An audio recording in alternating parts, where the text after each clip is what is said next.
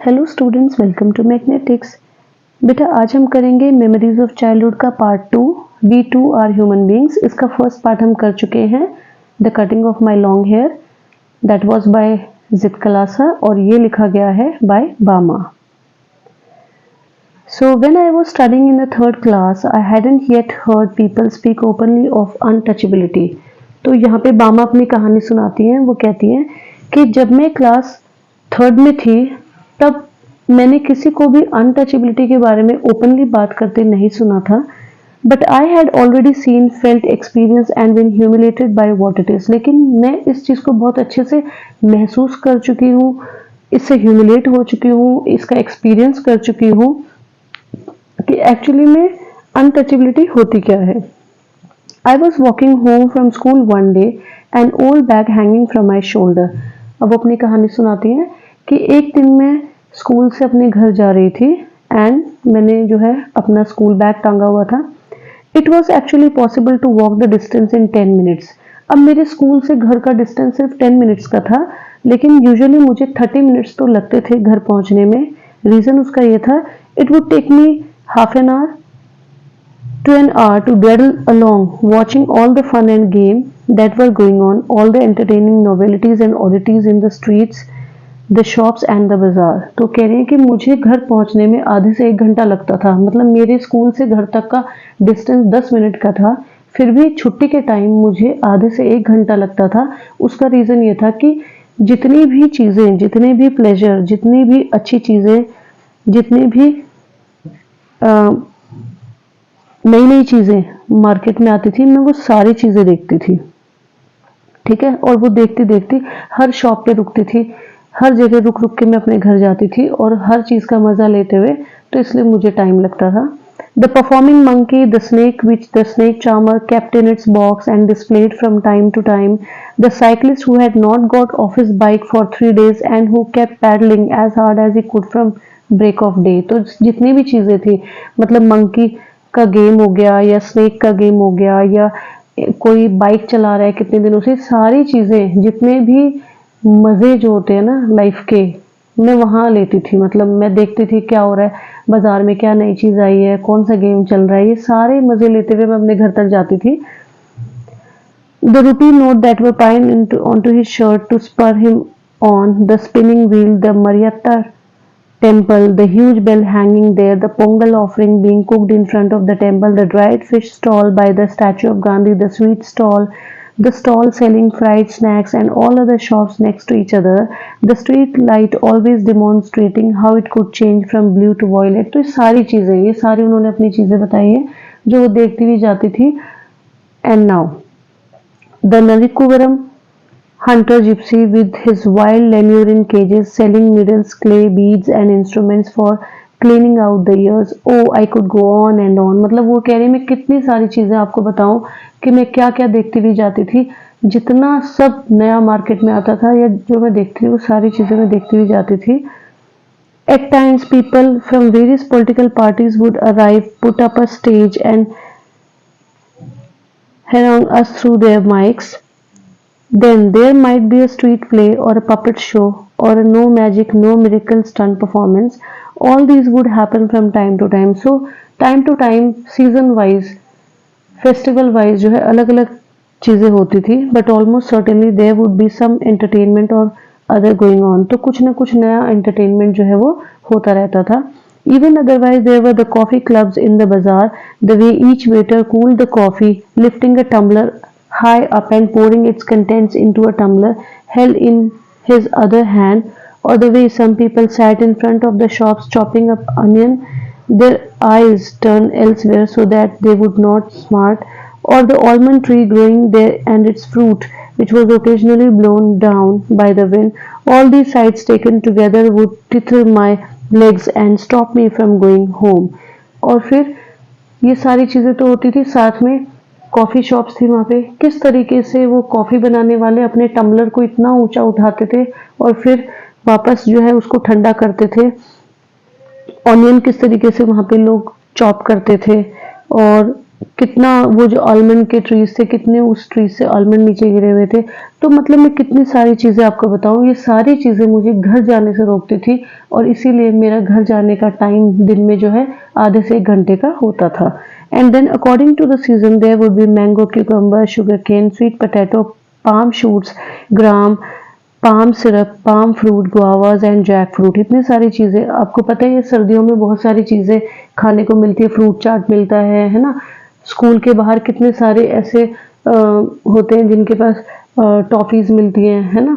बहुत सारी चीज़ें, भेलपुरी मिलती है। तो ये सब कुछ उनके लिए भी, जो राइटर है उनके लिए भी इस तरीके का अम्यूजमेंट था, इस तरीके का एंटरटेनमेंट था।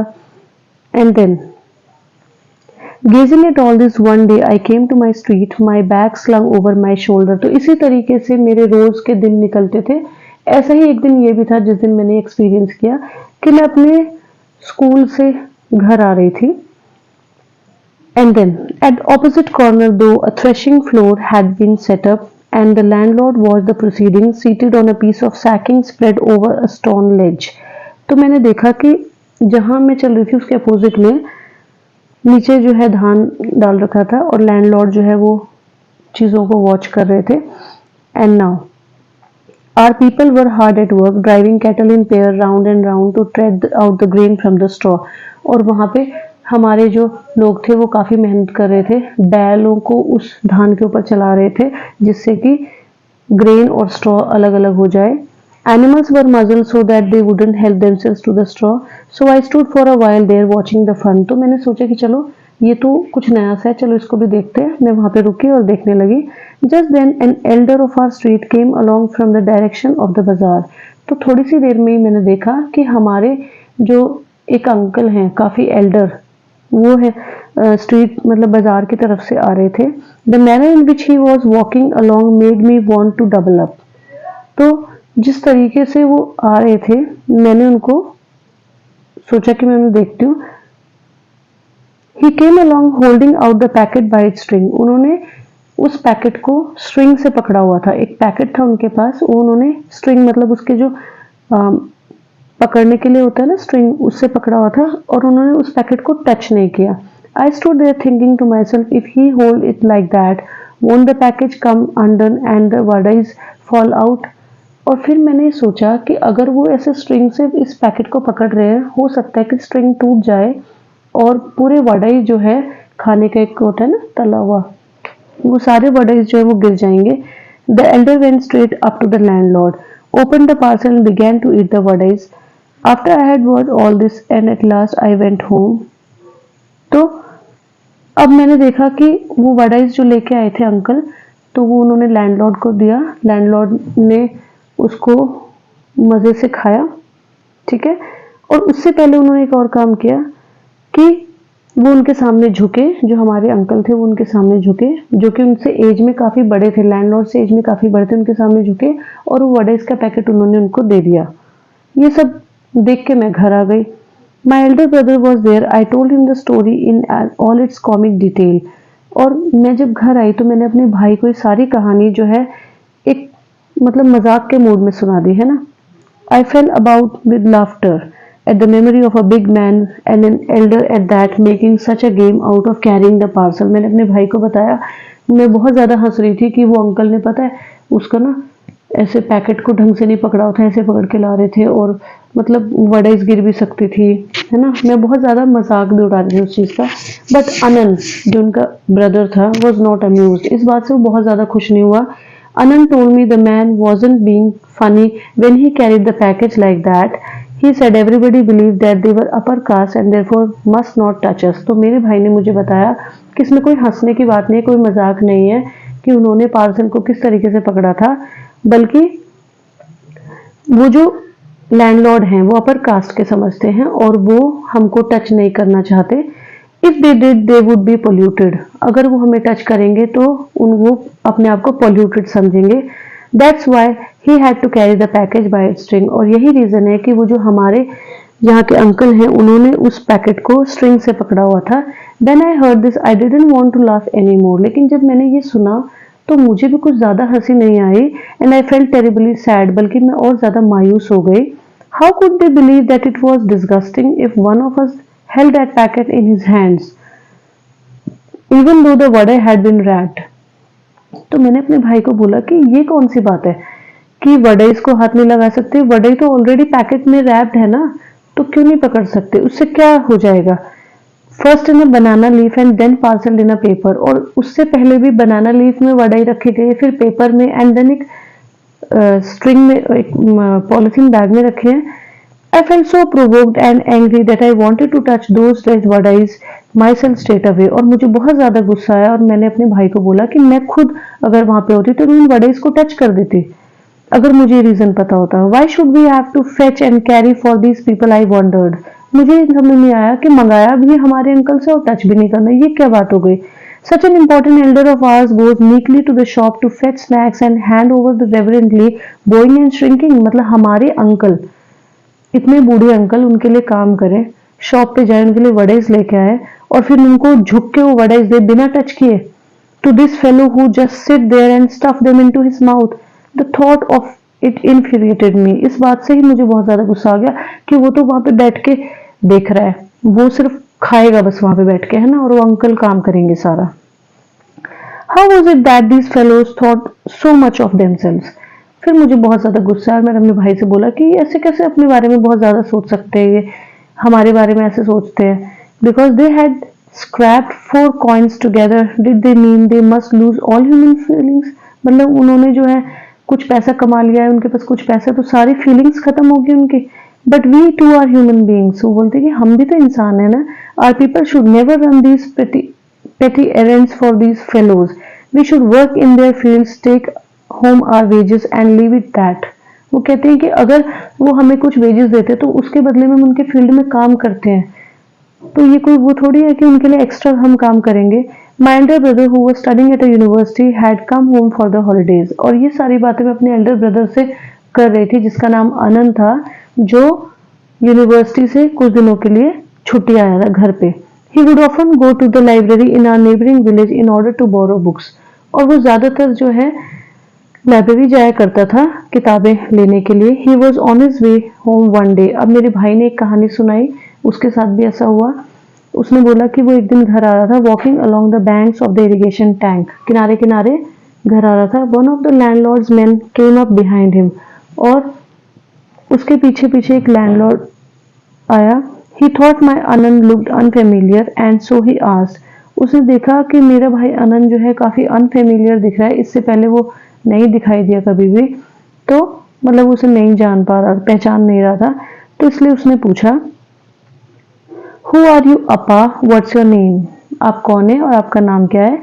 आनंद told his name। आनंद ने अपना नाम बताया, मैं आनंद। Immediately दूसरे आदमी ने पूछा Thambi on which street do you live। ठीक है, तुम कौन से स्ट्रीट में रहते हो।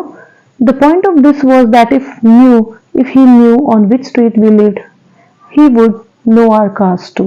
और इसका मतलब ये लग रहा था कि जैसे सिर्फ स्ट्रीट का नाम ले देंगे तो वो समझ जाएगा कि हमारी कास्ट क्या है। Anand told me all these things and he added, because we are born into this community, we are never given any honor or dignity or respect। और मेरे भाई ने मुझे बताया क्योंकि हम इस कम्युनिटी में पैदा हुए हैं तो हमें कभी भी कोई रिस्पेक्ट या डिग्निटी, ऑनर हमें नहीं मिला। We are stripped of all that. हमें इन चीजों से वंचित रखा गया है। But if we study and make progress we can throw away all these indignities. और वो कहता है कि लेकिन अगर हम पढ़ाई करेंगे तो हम इन सब चीजों को फेंक सकते हैं, तो मतलब कि हम इन चीजों से ऊपर उठ सकते हैं, ये कास्टिज्म को हम खत्म कर सकते हैं। So study with care, learn all you can. तो मेरे भाई ने मुझे बोला कि इसलिए तुम हमेशा ध्यान से पढ़ना और जितना अच्छी पढ़ाई करोगे उतना तुम्हारे लिए अच्छा होगा। If you are always ahead in your lessons people will come to you of their own accord and attach themselves to you. अगर तुम पढ़ोगी तो लोग तुमसे मिलना चाहेंगे और अपने आप को तुमसे जोड़ना चाहेंगे। Work hard and learn. हमेशा मेहनत करना और अच्छे से पढ़ाई करना। The words that Anand spoke to me that day made a very deep impression on me. अब मेरे भाई आनंद की उन बातों ने मेरे पे काफी डीप इंप्रेशन किया, मतलब मुझ पर काफी उन चीजों का असर हुआ। And I studied hard with all my breath and being in a frenzy almost as Anand had I stood first in my class. और अब मेरे भाई ने जो भी मुझे सिखाया था उसका मुझ पे काफ़ी असर हुआ। मैं अपनी क्लास में first I and because of that many people became my friends, और इसकी वजह से बहुत सारे लोग मेरे जो है फ्रेंड्स बन गए। सो आई होप सबको बहुत अच्छे से समझ आया होगा। Thank you.